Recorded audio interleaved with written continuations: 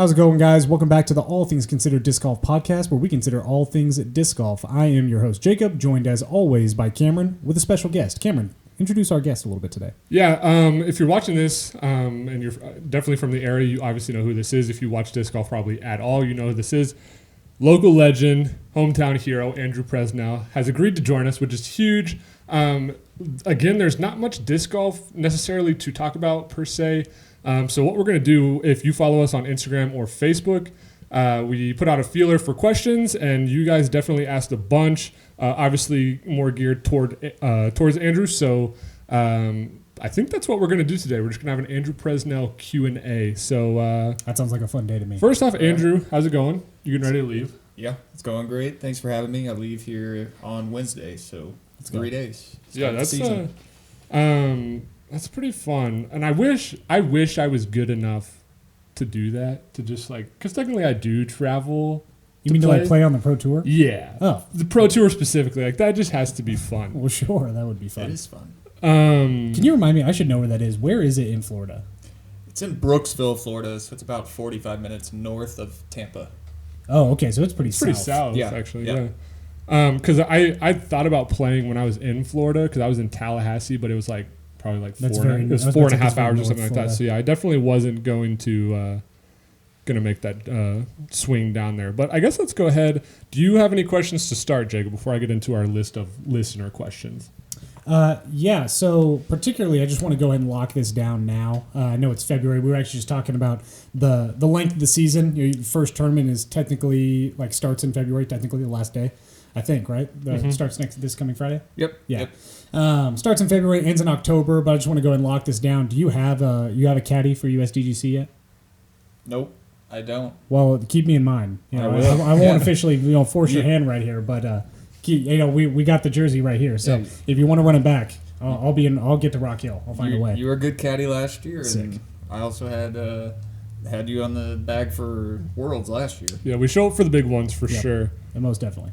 Let's go. We'll start quote unquote easy and then get into the more thought-provoking questions maybe. So let's just start with an easy one. What's your favorite course on tour and why? My favorite course on tour has to be Fox Run up in Vermont. Yeah. And why it reminds me of the good old days of disc golf, of the 2018, 2019 courses. Sure. Where you don't have to throw 550 feet every single shot, it seems like, to have a chance at birdie. It's one of the shorter courses we play on tour. It might be the second shortest behind Waco. But yeah, Vermont, Fox Run specifically, is so fun.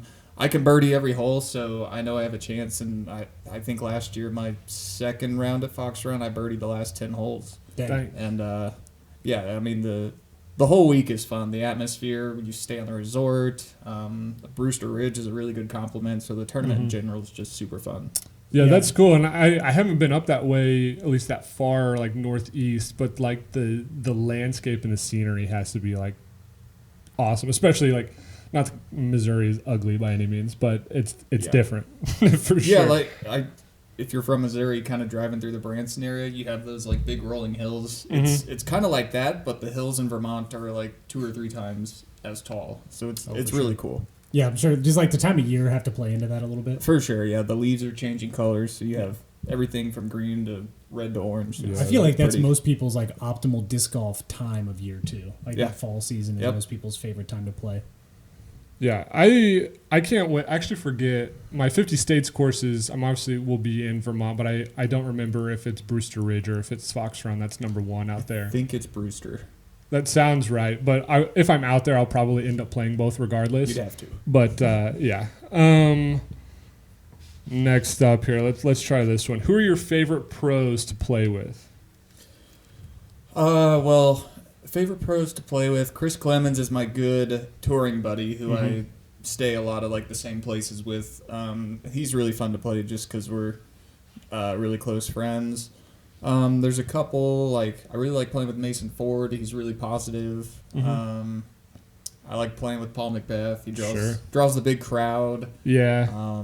You play with somebody like Barella or Eagle, who just throws the most amazing shots that even like jaw dropping for me seeing them throw shots. Yeah. Still, but yeah, those guys are super fun to play with. Yeah, I can remember. I think was the Eagle on your card round 3 at USDGC this year, or was it round 4? I can't remember. I'm so bad at remembering stuff like that. So, but I mean, obviously, like pretty much everything to me is like pretty wild. But I remember, I think hole 12 specifically, like Eagle maybe like hadn't had.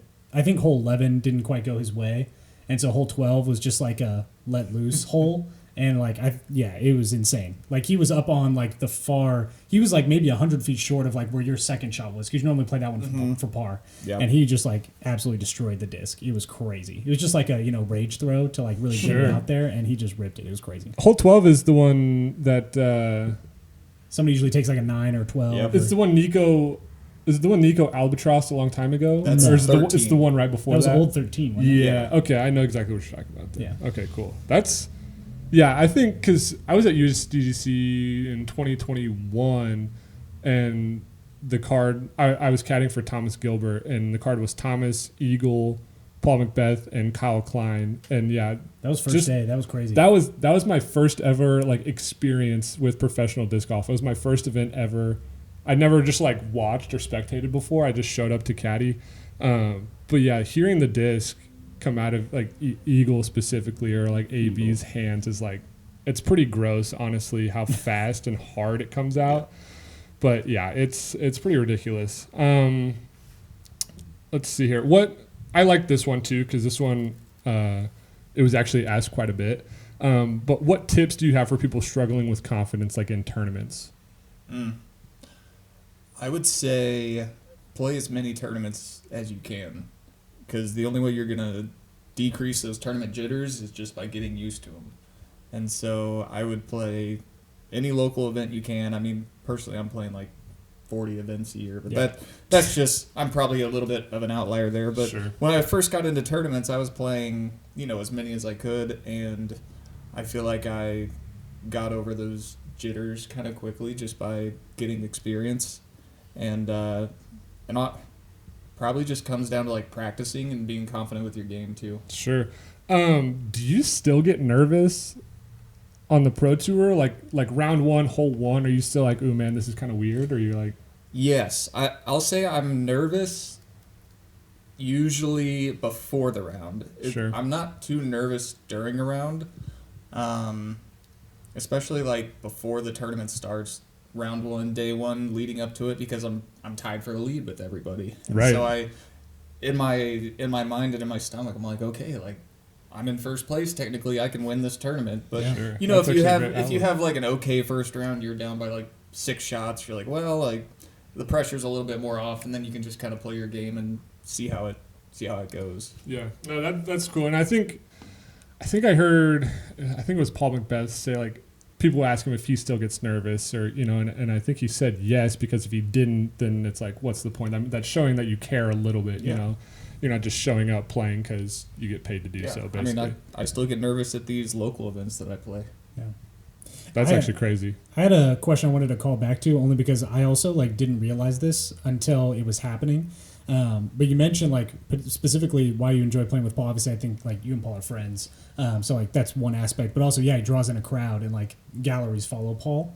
And I noticed that round 1 at USDGC, like you had a really good round, and obviously we were playing with Gannon. I think that round, and Gannon, I think maybe shot the hot round, or maybe 1 or 2 under Anthony, and so like DGN slowly like started kind of following us around.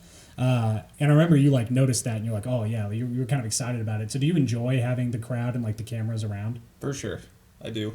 It's it took a little bit of getting used to, but I feel like it's a good time to show off and maybe make a highlight on the DGN coverage. Yeah. No, I remember, I think it was around hole 11 whenever I like actually like started to look around, and I'm like, there's dudes with cameras that are like kind of following us around. So I was just like standing straight up, like just really not trying to act like I could see them. But then, I remember you made a comment like, oh yeah, that was a good throw. Like, because like, and you knew that the cameras were on. Yeah. I feel like that's another level of just like the professional aspect of like being able to play under the lights and being able to actually do that with cameras watching and people watching. Which is interesting because like I'm technically on camera like quite often. Sure. But it's usually just me or you like with me out there. And it's funny because like I still feel the pressure in tournaments. Like I don't get nervous technically on camera, but as soon as there's somebody else watching that's like outside of like the normal people I play with, it's always like I can feel my heart beating faster. You know what I mean? So it's just, yeah, I can't imagine on like that scale how it like staying calm or like controlling. And I guess this isn't a question, but it kind of is. How do you like control nerves? Like you personally, like throughout a round? I don't really know if I have anything particularly that I do. I'm nervous before the start of the round, and I think once I just kind of get going and walking, I just kind of shift into a different gear where I'm on the course, just playing the course, and just trying to do the best that I can personally. Yeah. I don't really have I would say like, I don't have a routine or anything that I do beforehand to try to calm the nerves or like have anything in my bag that would help me calm my nerves. Yeah. No, that makes sense, and I guess kind of like building on that, like because disc golf is definitely like it's obviously a physical game, but it's like it's very much a mental game as well. So like how do you stay focused, I guess, too, after like a bad hole or even just like a bad round? Like what, like you go back to the Airbnb or ever, like how do you usually whenever I have like a bad round, I kind of feel that like pressure go away for the tournament, and now it's just usually, like, if I have a really bad round, usually the goal for round 2, 3, 4, however many rounds it is just to cash. Sure. So, you know, if I'm in 75th place after the first round, and usually about 48 is usually the place of last cash, so then I just kind of think I have to play well just to, you know, jump up into cash somewhere, and that's kind of considered a win for the Sure. remainder of the tournament if I play that poorly. Yeah, no, that's interesting, and it's I like hearing that perspective because I only have like as far as my play like amateur level experience on that, where it's like basically like even if you have, because we like 2 rounders, like if you have a bad first round, you could still probably win. You know what I mean? And yeah, so, depending on the tournament and the field. Yeah, for sure. Well, especially like maybe not the amateur MPO, level. but like probably like even MA1 is still pretty competitive up there, but like the lower level AMs, like anyone has a chance really. Yeah. But no, that's super interesting. Jacob, do you have anything else? There was a question that was on there that I actually was also really interested to ask. It was pertaining to like with your Champions Cup win, you're now a major champion, and that is like more than can be said for 99% of professional disc golfers. Yeah, I think they said I was the 33rd different player to win a major. Yeah, wow. In the sports that's history. awesome. That's so cool. And so with that, particularly going into this year, do you feel like, I feel like we talked about nerves and pressure a lot, but do you feel anything like different, maybe expectation-wise for yourself going into this year? Or is it just kind of same thing, different year, but I'm going to try to do the same thing? Yeah, it's kind of like same goals, different year. My 2 goals for myself every year is win a big tournament and make the Pro Tour Championship. Yeah. Those are my 2 goals that I set for myself every year. I haven't really thought about if I have any new goals for this year, but if I can hit those 2 main ones every year, I feel like that's a pretty successful year, especially with how competitive this sport is getting on the men's side. And if you're top 32 making the Pro Tour Championship, that's pretty exceptional. Oh yeah, no, so true. So like kind of sticking with Champions Cup, because that was like we had a huge watch party for it at the store and when we were in Ozark and everything like that. After you like, or I guess during, like how, because that was, you won, what's it called? Mid-America. Was that when it was a Silver Series? Yeah. So that's a pro tour, and then it was taken off. So like what changed, you know, like how did you just, I guess, kind of like lock in like mindset, preparation, adjustments made like throughout that season to kind of pick that up, like stay consistent throughout the whole round? Does that make sense? Sorta.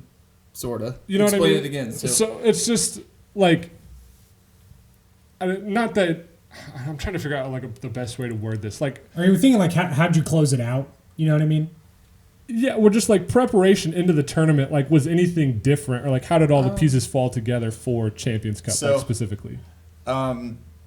Champions Cup and the Mid-America win have a very common thing between them, and that's one of the round was postponed to early morning the next day, and me playing all these or the smaller tournaments, getting up early, waking up at 7 a.m. to prep for a tournament. I had to do that for Mid-America the final day, and I had to do that for Champions Cup the third day, I believe. So, most people aren't getting up at 6 a.m. to warm up, get out to the course at 7 a.m. to practice, but I feel like that's something I've done a lot in my past. And, people are morning people. Sure. Might have struggled. They might not have been fully awake. But, me having the experience that I've had doing that, was kind of happy to get up at 7 a.m. Yeah.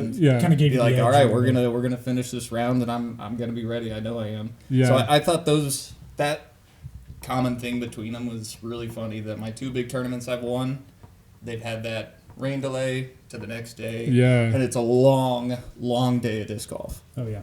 That's actually really cool. I guess I watched Mid-America, but I must have forgot that because that's really interesting that happened. That's cool actually. Next one here. So obviously we've been going through the off season. This question was asked a ton, especially because it is the off season. Mm-hmm. What does training look like for you in the off season? Yeah. Little more relaxed than you'd think. Okay. I'll say that.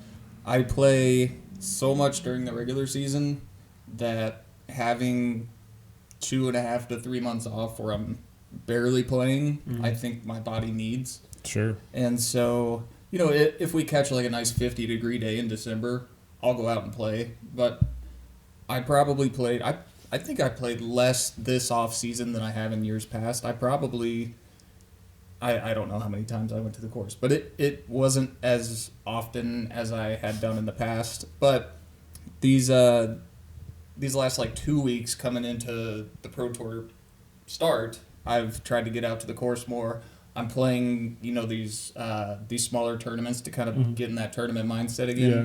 So it's nice to just have some time off at home, time to myself where I can just relax and not have to worry about disc golf for, a couple months out of the 12-month year, and spend some time with family. And yeah, well, I can see how because life happens, everything, because you just got engaged fairly recently. Was that 2 months ago? Yep. Sometime in December. 1, congratulations. Thank you. 2, I can totally see how although disc golf is your job, you also have, I would say, more important things to kind of think about as well. So, second question, kind of bouncing off that, are Jacob and I swinging the invite? Do what? I said, are Jacob and I swinging the invite to the wedding here? Oh, I haven't thought of that. We're kind of in the middle of making our wedding list, so it's kind of a stressful time, particularly making the list, because you feel like there's a lot of family and stuff you have to invite, and in family you haven't seen in 20 years, but they'll send you a gift or money, Yeah, we thought we'd have 125 people, and our list I think is currently up to 200 something. Dang. So it's That'd be 202, I think. Yeah, so it's already more than we expected, and I feel like we're pretty far ahead in the planning process. We've got most of the big ticket items kind of taken care of, Sure. and have hired people, and we're ahead in that aspect. That's cool. Congratulations to that. Jacob's married. I'm not quite there yet. Eventually. Anyways, let's do. I like this one too because Jacob was talking about it earlier, especially at USDGC. How do you decide when to play aggressive versus play more conservative? Is that a course by course basis, or probably a hole by hole basis? Okay. The big thing I do for practice rounds. The Pro Tour is lengthening holes just every single year, and so me not throwing the furthest on tour, I'm still throwing 475, 500 if I really get a hold of one. So there's a handful of holes that I just can't really birdie at every course. So there's a lot of game planning in my practice round where when I step up to it in tournament, I just tell myself I'm playing for par because there's maybe a tiny chance I birdie if I throw 2 amazing full shot drives and then make a good putt. I'd rather just play for the par and not risk, making a bad mistake. And then I really go after the holes that I feel like I can birdie. I'm attacking those. Sure. No, that makes sense. And it's like, I'm trying to think, like, I always try to think, like, the pro tour mindset versus my mindset playing tournaments. Because, like, I've noticed, like, because you have success, obviously, on the pro tour. I found myself, like, trying to just be aggressive towards the end of last year. And I was having, like, my worst rounds where, like, I had 1,000 rated round at the Nixa tournament. And that was, like, I'm just going to get the holes I know I can get. Yeah. And then it's, like, not try to force anything. So, yeah, it's interesting because, like, I try to compare to, like, what I see, like, an A-B, someone that can throw that far, like, the difference in holes that he's like, oh, yeah, I could probably get this one. You know what I mean? Well, I mean, yeah, you go ahead. I was going to say, I think the difficulty of the course matters for sure because, a lot of the courses around our area and the tournaments that we play are a lot of shorter holes. If a rec players that can throw 300 feet could technically birdie almost every hole in the area because they're not super long holes. So like the swing right tournament we just played, I forget what the winning score in advanced was. I think it was 20 under, and I only shot 23. So I mean, they would have got second place in open, but I mean that's just a course where I feel like you go into it, especially for me, where it's like I got to birdie every hole, or I can birdie every hole, and I feel like I should. Yeah. But if you go to, the hardest one in the area is probably Lake Springfield. I feel like I can still birdie every hole out there. But if I go to somewhere Northwoods Black, that's where I'm, picking and choosing. This hole's par, this hole tacking for birdie. It depends on the difficulty. Is there ever a time, like, when you're going, like, I just want to play this one for par, and you throw maybe a better shot than you, were expecting, and you're like, oh, maybe It probably depends how I'm playing in the tournament. If I'm having, a great day, maybe I'll go for it. But if it's a hole, like, 12 at USDGC, like you talked about, I've had some good shots there. I'm like, geez, I'm really only 350 into the green. But it's one of those holes, if you miss the green, you rethrow from your exact spot. And I've seen so many people blow up on that hole over the last 7 years of playing that tournament that I just say the probability of maybe gaining one stroke is not worth the probability of getting a 9. Right. Losing 5. So was your play just lay up, like, off to the left up there? Yeah, I kind of threw pretty short off the tee, and then I'd throw another just hyzer on the left side and then chip up and take a par. Yeah. I think you went even on that hole. I think you parted every hole, didn't you? For every round? Maybe I missed it once. I feel like I always miss that hole as far, get a bogey one time. But, yeah, I think I got par at least 3 times. Yeah. I noticed that because that was one thing that, I find myself, I usually typically will actually, which is I think the more toxic trait, is to play more aggressively when you're playing poorly, because I feel like particularly when we play, I don't really play tournaments around here anymore, but whenever I was somewhat playing tournaments, I was I had the same mindset of I need to birdie. So if I get a bogey at all, it's now I got to get 2 birdies, to make it up. And I would tend to change what I was going to do because I wanted to get the birdie. Whereas for you, I remember particularly on hole 2, I was always impressed because a lot of people were taking the straight flex shot. And you always do the hyzer shot. And you even said once, you're like, that makes a lot of sense. And I probably could get a birdie if I did that. But I've never practiced it, so there's no way I'm going to do that. Yeah. And I was like, that's the mindset. Because I would Beyblade let it rip. You know what I'm saying? Oh, for sure. I'm throwing it. Yeah. But that's just the mindset to stick to your game plan. Yeah, I mean, if that's a hole where there's no out of bounds by the green, maybe I go for it. Sure. Not having practiced it, but not practicing it and getting my angle wrong, just a little bit right or a little bit left, you're out of bounds. Yep. And so I just kind of stuck with that consistent hyzer. It's a little bit harder a shot than that up the middle flex one, but it's the one I practiced, and it's the one I knew I could give myself a shot for a putt. For sure. And yeah. Yeah. Next one here. Let's see. We have so many.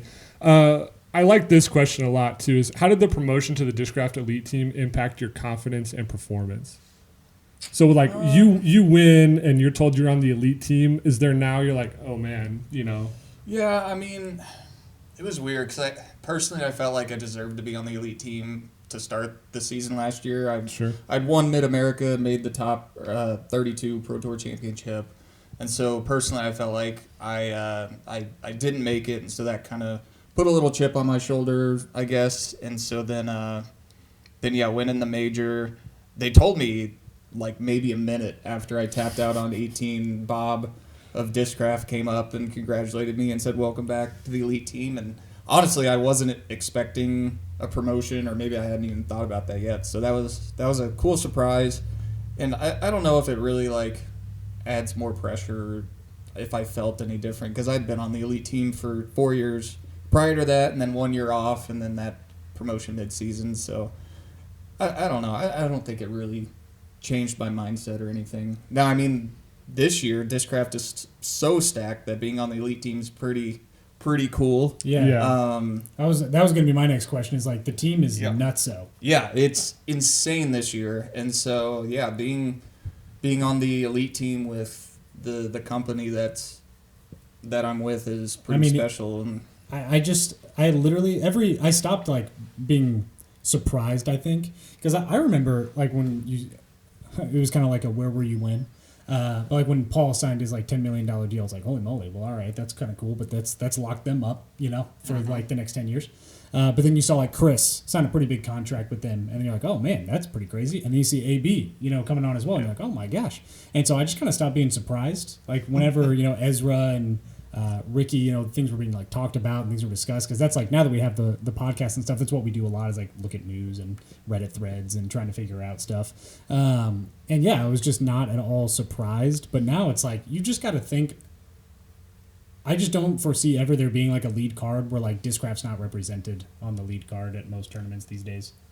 Yeah, I would 100% agree with that. And I did like notice too, because Discraft usually keeps, is it 12 total? They typically keep 12, 8 men, 4 women.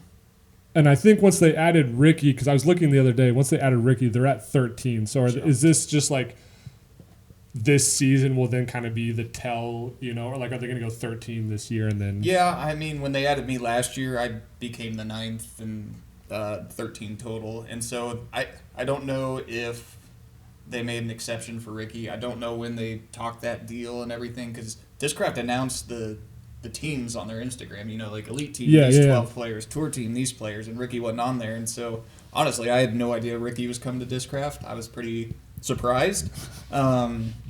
And yeah, I mean, it makes sense to throw him on the elite team because he's Ricky. So obviously you make an exception for the second or third best player in the world. So. Right. So you didn't know about Ricky. Did you know about Ezra? I did, yes. Okay. I shipped him some discs, some soft zones. Oh, nice. Maybe he'll bag one. We'll see. Yeah, that'd be cool. That seems like, because right now, I feel like that's one of my favorite things about new players coming to Discraft, because I remember that with Chris Dickerson. He was throwing the bonsai like all the time. Oh, yeah. And you just see molds that like, I don't see you throw, or like I didn't see Paul throw, because like Ezra's been throwing the Malta all over the place. Yeah. And you just like don't really see that in a lot of other Discraft Pros bags. And so I think that's going to be kind of cool. So yeah, soft zone. Needs to try it out. Yeah, I tried to get a hold of Ricky to see if I could send him some, but he never got back to me. So. I think he was. I don't know if they're your Ledgestone ones or just like stock ones that Discraft might have, but I watched his YouTube video and he was throwing soft zones. So yeah, a lot of players are throwing soft zones, but they're the stock ones, and so I usually reach out, and be like, hey, I'll send you some prettier ones that, in my opinion, are better if you want to try them out. They're so pretty. Well, and I don't know what the stock ones, but your Ledgestone ones are pretty puddle topped. Yeah, at least a lot of them are. The second runs were puddle topped, and the first runs I feel like were better than the second runs. The first ones remind me of the old Soft X zones that went out of production that a lot of people liked, and they're becoming pretty hard to find and collectible on the Discraft marketplace. They were going for like $40-$50 for new ones. And so yeah, once the first runs came out, I feel like a lot of people ate those up, and that's why I made the second run ones. Are you gonna do that again with Ledgestone, or are you looking for something different? I'm probably done with the soft zones. The second ones took a while to sell out, where I think they have the last like 30 shipping to me, so I can personally sell them. Nice. But yeah, the first one sold out in a couple months, and then the second one, it's been like 2 years now. So I think the people who needed a soft zone got them. Sure. And so I probably won't be making a third run. But yeah, maybe years and years from now. Do you have a disc in mind? I do. It's more of a stamp in mind. Kind of go with the Rocket League theme and do some kind of custom run with that. Cool. That's probably on the agenda soon. Yeah. So kind of like with that, this is like more like Tour Series now instead of Ledge Stone. But like how do you choose your Tour Series disc, or like how does that work? I guess it's like seniority. If you've been on the elite team, you pretty much have first dibs. Do you want the same disc as you had last year, or do you want to switch it? And if they want to keep it the same, then it's claimed as theirs. So like Ezra coming onto the team this year, obviously he couldn't choose the stuff that was already taken because he's brand new. And I think same with Ricky. They probably, gave him a list of things that he couldn't select. But yeah, just like that. Can you choose any disc you want? Or is that just they have like a list of like basically like top sellers that are like, hey man, probably choose one of those? Yeah, if I were to say, hey, I want to do a Flash, they'd probably be like, really? They'd be like, we can, but are you sure? Like, I had the drone the first 2 years, and they sold okay. And then when the Force became available, I switched to the Force, and the Force sold 3 times what the drone did. Oh, nice. And that's probably also because of the COVID influx of players. That makes sense. But yeah, I was making 3 times as much with the Force as I was with the drone. Yeah. That drone stamp, though, was crazy. That was one of the first Discraft Tour Series stamps I ever saw. Really? The like bar stamp. That's at Presnell. Oh, yeah. what was that, 2020? 2020, yeah. Yeah. That's was that your cool. last year of the drone? Yes. Yeah. Well, I guess, yeah, technically, because they did the Champions Cup, like, commemorative, but that was also A little Ledgestone. different. Yeah. I like this one, too. There's a lot of good questions. So, just for the people, how long have you been playing disc golf, and then how long have you been playing professionally? I started, my first round of disc golf was on Thanksgiving of 2012. Dang. And I didn't play a whole lot the first couple years. It was maybe once every other week. Mm-hmm. But I think like 2014 is where I really got hooked and was playing a lot. And I've been playing the MPO division, I think, since 2015. And then it's been my full-time job since like mid-2017. Dang, so you're coming up, this is year 8? 8 on Discraft, or 8 touring, and then this is my 7th year on Discraft, I believe. Okay. Yeah, this will be my 7th season with Discraft. Dang, so were you unsponsored first year? I was full turn, the local Sure, full turn with its old owner. Yeah. He knew me and reached out to me and helped me a little bit financially, and so that's kind of what gave me the confidence to go for it, was having a little bit of financial help. And I was teaching at the time, and I told the principal that I'm going to see how it goes in the summer, and if it goes well, then I'm going to, keep doing it. Sure. Do you think you would ever go back to teaching, like when you're done, like pro tour? No, I don't think so.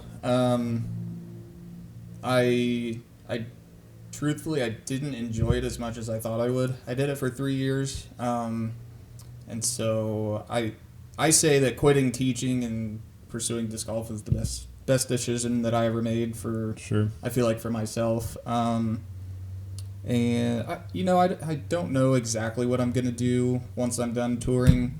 I'd like to do something with real estate. Sure. But yeah, it's kind of on the back burner. Yeah. Yeah, no, that's cool to hear you kind of say that, because like I went to college and majored in physical education, and basically like I never taught like in a school, but when I did student teaching, this is where I was like, I don't think I want to do this. And you're so far into it at that point. Yeah, you're 3.5 years. Yeah, well, it was literally like my last semester before I graduated, and I was like, oh man, I don't think I want to do this. But and it's not that I didn't like teaching. It was that I liked coaching more. And so I guess maybe I didn't really like teaching a whole lot. I just knew I had to teach if I wanted to coach, and then I decided it all just wasn't like super worth it. But anyways, tournaments this year, what are your favorite to play? And then what are like the ones you're like, man, I could really win this one, like showing up to it?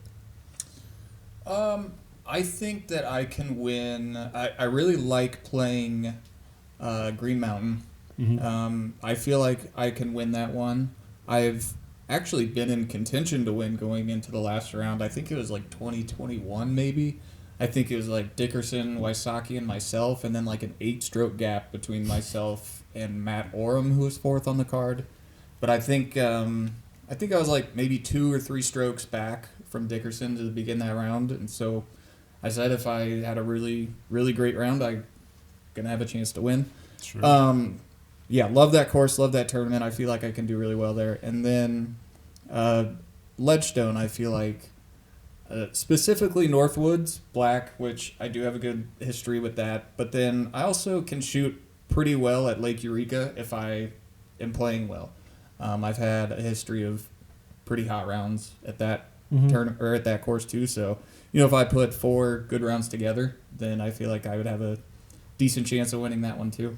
Yeah. Lake Eureka, how far away is that from Northwoods? It's like 20 minutes. Okay. Yeah, okay, that's cool. Are there some tournaments, and I guess you can answer this or not, I don't know, competitive edge, how this would like sound. Are there some you show up and you're like, I'm probably not going to win this one, like to a course?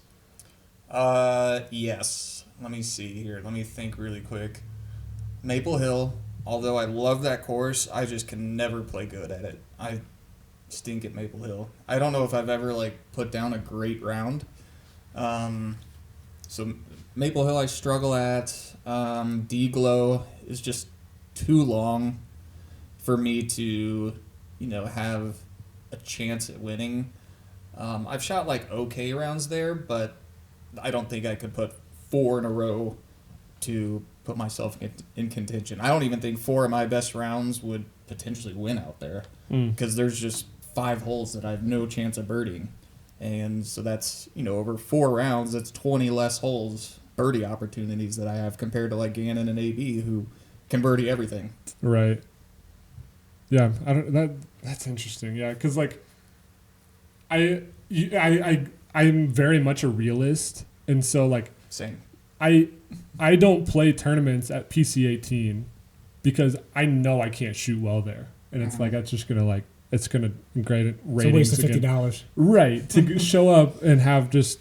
I mean, it's fun. You're playing disc golf. You got buddies on the card, whatever. But at the end of the day, when you're driving home, you're like, man, I suck today. That part is not fun at all. So it's funny because I can see how there's some people that would be like, oh, no, I have a chance to win everywhere. But, the matter of the fact for a lot of people is no. And I get that. You know what I mean? Yeah. There's nothing wrong with that at all. But because I think the exact same way. There's tournaments that I don't play because, Nevada, I will not go back to Nevada this year because I played like trash. Yeah. So, it's. Well, there was, I think, a lot of people that didn't love the course design there this year in particular. But well, for guys like Andrew and Jake and Levi Hancock that was out there, pro guys, high tier pro guys like that could shoot the course well.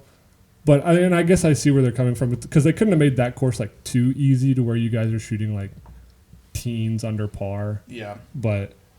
And I guess the weather wasn't great. It's hard because they have the pros and the AMs playing the same layout, I believe, and so it's how do you make it hard enough for the pros and easy enough for the AMs? Yeah, so I think, and weather was obviously accounted, but I want to say even par for MA1 was 970s. It was up there, and I was like, that's ridiculous. Just to shoot clean is that high is crazy to me. But I also, I'm actually getting hot, talking, thinking about that tournament because I hate quitting. I almost DNF'd because I was like, my first round was so bad. I was like, I could just go home, but I was convinced to stay, and I guess it was fine. But let's see, Jay, we got anything? Not in particular. Okay. Well, I can keep going. I just didn't know if you had any do questions. a couple more. Yeah.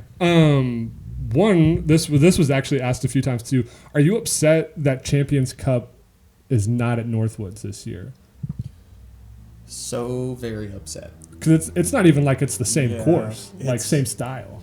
So, yeah, there's a couple things that changing the location. Champions Cup kind of became known as the wooded major, where you played all 4 rounds on a very wooded course. You had W.R. Jackson for the first couple of years. Then that course got shut down because of whatever, I forget the reason. Like the gnats, it was the trees. The trees or the bugs. So then they moved it to Northwood, and it just kind of became known as the super hard courses that are going to kick your butt if you're off. Yeah. And I like those kinds of courses because I feel like I'm one of the better gap hitters in the entire world. And so, yeah, seeing it moved from Champions Cup to a pretty wide open ball golf course. I've not played out in Stockton. I've only seen video coverage, but it's just going to be a different tournament feel. And I know I'm going to be on a featured card being the returning champion. Right. And it's just, I don't know. I'll be playing a new course and different style, of course. So. Right. Well, you're a rollers guy, though. I can. Yeah. So, I feel like you should do well out there. Yeah, I've heard it's a lot of low ceiling shots. And so that I feel like I'm pretty good at the line drive shots. One of the worst shots in my game right now is throwing a towering hyzer shot. Like, I just can't throw the disc high. I like throwing kind of the line drives that are 10 feet off the ground the whole way. Yeah. So, yeah, maybe the course will play to that strength of mine, and I'll do better, and I think we'll see. Yeah, no. Does location play into that at all? Just now, the fact that it's like, especially for you situationally, Missouri's right smack dab in the middle of the U.S., and now you have to go all the way out to California. Yeah, that's one of the reasons I haven't been out there is because cost-wise, it just wouldn't make sense. Like, I'm not going to drive out there for one tournament because the drive itself is like 30 hours, and then I got to play one event and then go like 15 hours north to Portland. So I usually just fly to Portland, skip California, but being the returning champion that it's a major, you have to play it. Sure. And so, yeah, I mean, I've already booked my flight and stuff like that. I mean, I still got to get Airbnb and rental cars. So, I mean, I'm probably going to lose money on the trip unless I happen to win again or get top 5. But, but yeah, you have to play for the points and, stuff like that. Yeah, that was actually like a great last kind of point that even unless you win, you'll probably end up losing money, because this was asked a lot too, especially from a professional standpoint. But what do you think disc golf needs to basically get over the hump and become a little more mainstream? Yeah, it's tough. I mean, probably I think we need more money in the sport. So probably, outside sponsors of big companies. I don't know personally how we get those. We just need more. You need more eyeballs watching disc golf, and so I don't know if it's too expensive to watch right now because you have to subscribe to watch coverage, and if you want to spectate in person, it's pretty expensive. I don't know if making stuff cheaper gets you more eyeballs sooner, but then you're losing a lot of revenue that way. So I don't know what the correct answer is, but I feel like tickets at Pro Tour events could be cheaper. You sell more tickets at less money, so it might be close to the same revenue, but you're getting more eyeballs. Yeah, that might be something. I don't know though. No, I think that's the tickets is definitely a huge thing. Jacob and I mentioned outside sponsors. It's we were the Disc Golf Pro Tour needs to contact Johnny Morris and basically just be because he's all the outdoor stuff you could possibly think of, really. And so, and he's definitely got the money for it. But with the tickets and stuff, that's honestly why we like to caddy, is because we get in for free. I'll hook you up with the caddy pass. Yeah, so it's on any, it's tough because, and there's a lot. Granted, again, being in Missouri, we're kind of in the middle of everything, but at least like for instance, one that we always went to because my roommate in college lives in Kansas City, and so we always went to DDO. But that was still like you're paying like $25 a day to do that. So unless you live in the area, and Emporia was pretty remote, but like $100 just to go watch, minus the hotel or stay and gas and all that stuff, it adds up, and then you're like trying to figure out like if that's really like worth it per se. Yeah, you know what I mean? Emporia, Kansas. Right. Yeah. There's obviously some like South Carolina, I would have no problem spending that money, and I guess it's probably a case by case basis, but I do think lower ticket prices would get more people to actually like attend. Yeah. The subscription thing has been like a debate for a long time now with BGN. I feel the crowds are getting a little smaller than what they were in like 2021, 2022. I don't know if that's, people finally, the COVID players are kind of getting back out of the game. Now it's kind of back to the usual players, or if the ticket prices are just too expensive. I don't know. I think they have gone up. I think that's part of it. Is like when we were first starting, we really didn't even know when the tour was happening. We were like watching stuff on YouTube. But whenever I did start looking into it, I think it was in 2022, and I honestly don't even know like if it costs money to go. Yeah, like, I mean it was free for a little bit. Yeah. In the early years. And I know that's not sustainable, long term. Yeah, if you're trying to grow a business and a corporation, you need to charge something. But I think the big thing for me that I hear about, particularly from other pros, is like the fact that right now the money that you win is basically you're all gambling on yourselves. Like a big portion of the purse is your like what you're paying to register. Yeah. And so 100%. I think that's really more of the problem, and like why players have to stop touring is because they're realizing that like I can't just basically if I'm not getting top 5 or top 10, I'm not making money. Because I have to pay so much to even get there. Yeah. Like I remember Drew broke down how much he had to pay to Monday qualify and then ended up getting a top 10. Now obviously he traveled and we don't know like what he did food wise and whatever, but like still lost money in some regard, finishing top 10 at USDGC. So it's just I think that's another factor. They've got to find a way to offset or have more added cash, and the way that happens is through outside sponsorship, to where the majority of the purse is not just money that you guys are putting up. Yeah, I think the entry fee now for the Pro Tour events is $350 if I'm not mistaken. Thanks. I mean, I spent having a tour pass, you get to sign up for all the events that you plan on playing early before everybody else, and so I signed up for I don't know how many events it was, but it cost me like $5,800 or something. And I mean, luckily Discraft covers that, but I mean if you're trying to make it and trying to play all these big events, I mean it's a lot of money. You're spending $350, and even if you cash, but it's on the lower end, you're barely making that up. Yeah, and then you've spent money on food, gas. If you're staying somewhere, and, if you want to live in your van, then you can save a couple bucks. But I mean, when I fly to somewhere, I'm probably going to be losing money because I got to get a car, get a hotel, unless I know somebody in that area, but. I mean, Champions Cup this year, I'd never been, so I have no connections. So I'm, paying for the flight, paying for a car, paying for Airbnb most likely, and that stuff adds up. And it can be really expensive if you do that repeatedly. I mean, that's why I try to drive when I can. With that, and I guess we don't need like exact numbers or anything because that's for whatever reason not really a thing in disc golf, but. So, like, Discraft pays for your events. Do you have a salary with them as well, or is it just... It's guaranteed money. Okay. So, they say that minimum we're going to pay you this year, and then depending how your stuff sells, you could make more when you surpass that. Yeah. So, yeah. Okay. No, I didn't know, because I've talked, just heard stories of other professionals. It's like... all they get from a sponsor is like maybe all of their tournament fees, or like half of the tournament fees. So I just didn't know how that works. Well, in last question here on a little more light, not that it wasn't heavy-hearted, but light-hearted. Funniest thing that's happened to you or a card mate during a round? Funniest thing. Are we saying in general or like on the Pro Tour? Just off the top of my head, the one that sticks out is USDGC Hole 5, probably 3 or 4 years ago. That's the one with the big lake that you got to play around. Mm-hmm.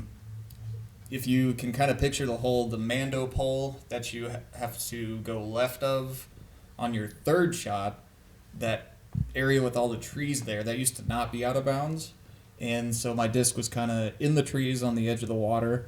And I'm, walking to my disc, and I kind of step by my disc, and the ground below me just all caves into the water, and my whole left leg up to probably my thigh went in the water, and then a little bit of my right foot went in the water too. So I played that entire round just like soaking wet feet, and that sucked. That's miserable. But yeah, I was pretty lucky I didn't fall all the way in.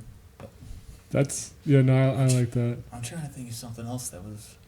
There's so many, I just can't think of them off the top of my head. Yeah, I've seen so many things. Has anyone ever been hit with a disc, like Pro Tour wise, like on your card, like stray disc? On my card, it's not necessarily funny, but yeah, on my card, I can't think of one, but Eagle, was it last year or 2 years? I was like, when he hit the cameraman and he sent him to the hospital. Yeah, I do remember that. Yeah. Jacob? I've had close calls hitting spectators. Sure. I don't think I've ever hit one. But it's a dangerous game. Yeah. Don't let people tell you. It is crazy. That's part of the ticket price. You get to Like part of the action. Yeah. That's the tough part, is there's no souvenirs though. Like Yeah. you can't just get hit with that and then be like, oh man, take it, for your troubles. Yeah. I would totally smack a disc back in bounds for somebody though. We've actually if talked it's going about out of that. bounds, I'll spike that puppy. Yeah, we've talked about that. Yeah. Obviously, we wouldn't do that disclaimer, but we have thought about it. I haven't been put in the situation yet. No. Nor I do will I say want to I've never felt more pressure than to like do everything correctly than caddying at USDGC. Really? Oh yeah, I'm just like I need, because like my nightmare scenario was like, because I tend to just be, I don't know, like this. I don't think this is prideful, but I'd like tend to be a pretty nice person. I think. Sure. Just like, try to be considerate. I can vouch. And there's been plenty of times where like, specifically even in a tournament once, I was just like walking. It was a monthly at Lake Springfield. I tapped out on hole 13, and I'm walking to 14. Hole 13 is like a ridiculously long par 5, like 1,200 feet, 1,100 feet, par 5. And then you walk right back down the right side of 13's fairway to get to hole 14. And I just see a disc in the fairway on the left side where I'm walking. And I'm like, oh my gosh, someone lost their disc. Clearly it's lost. And I like went to get ready to go pick it up. And I think you were with me, or maybe Mark was with me. And my buddy was like, no, like don't touch, like don't grab that. I'm like, oh yeah, that's like definitely somebody's. And then yeah, they, the next car comes over the hill and they go walk to the disc. And so there's just things like that I don't think about. I'm just like, oh, I'll call whoever's name's on this. And I'm like, if I do that here, like I'll get kicked out. So Or on a pro tour? Yeah, I was like, or cost Andrew 10 strokes. So, yeah. Can't have that. I do remember that. Like when I got in. You were like running me through these etiquette things. You're like, Jacob, like these are the things you can't do. Like, all right. Well, yeah, I was trying to be a little professional, but no, it was hole 17 at Ivy, at Worlds, and Andrew, terrible kick by the way. Win the water. Yeah, and like 1 foot off, I was immediately like knee deep in there, and like he moved on, and I'm like just like feeling through this like dirty water. I can't see a thing for this drone. But I eventually got it. But I was walking like the next like up the fairway and stuff barefoot because I was just letting my feet dry. And then he was like, "Hey man, you should probably put your shoes on." And so I was like, "Okay, yeah." Once we get up to the clubhouse. Yeah. Yeah. But because obviously I didn't want to cause. I did think of a funny story. Okay. So it's disc golf related, but back in 2020 at the beginning of the season when I had my foot injury and couldn't play, I had already booked a flight to Memorial to play Memorial, and it was non-refundable. I thought I'd go anyways just because it's a big Discraft event and everybody's there, and I'd just go watch. And so I'm at Memorial, I'm at Vista, and you can rent those little bird scooters. So I'm like, I'm gonna rent a scooter so I'm not just walking around in a walking boot. Yeah. And so I rent one of those scooters. Lead card's teeing off. I'm sitting there on my scooter with everybody. There's probably a crowd of 100 people watching. And they're like, next on the box, Eagle McMahon. And I look at my scooter, and on the handlebar, there's like a little thing that looks like mountain. It looks like mountain bike gears, where you kind of twist it to put it in a different gear. And I was like, why would this scooter have different gears? And so I twist it, and it was the bell. And so it was like all quiet for him to throw, and then I just go ring, and like 200 eyes just looked at me just instantly, and I was super embarrassed because everybody's That's like, tough. yeah, they're like, what's Presnell doing? Yeah, that's funny. Jacob, you got anything else? All right, I got one last question. Okay. You have had both Cameron and I as caddies in different scenarios, but I think we need to settle the debate of who the better caddy was. And I feel like that was really low. That was a low blow to bring up the pond situation at this point. It was a hero. It was a hero moment. Ask this question. It was a hero moment. You knew I was going to sure. ask this question too. Spare no feelings. You did save my favorite disc, but you only caddied 2 rounds. You caddied all 4 rounds. So you both got some positives going. We'll leave it at a tie. I'll take it. I'll take it. Gentlemen. We'll do this time next year. Yep. And if we both caddy this year, then maybe we'll have a better answer. But I think that's it. Jacob, you want to wrap us up here? Yeah, had a lot of fun. Andrew, thank you so much for coming and being in the studio with us. We are excited. I mean, I'm always excited when the tour starts back up, but particularly excited to get to see you out there representing Discraft again, representing Southwest Missouri again. That's right. So super stoked on that. I love hearing that, from Ozark, Missouri every single time. It's awesome because you're representing this community really well. We talk about you a lot on the podcast just because, we talk about it like you're a grinder. You play a lot of events. You're immersed in the community. We really appreciate you. Appreciate you being out here. We will see you all in the next one. Ozark Mountain Disc to the Moon.